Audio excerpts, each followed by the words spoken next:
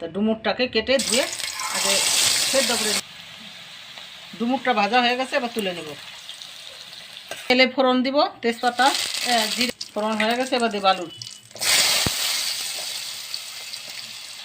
আলুটা ভাজা হয়ে গেছে, এখন দিব টমেটো আর কাঁচা লঙ্কা বাটা, কাঁচা পাকা লঙ্কা দেবে। 1 চামচ হলুদ, একটু জিরে পাউডার, 1 চামচের মতন ধনে পাউডার, চামচ 1.5। মশলাটা কষানো হয়ে গেছে, এবার ভাজা ডুমুরটা দিয়ে একটু কষিয়ে নেব।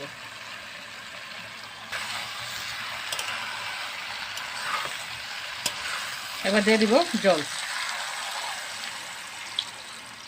গরম মশলা গুঁড়োটা দিব।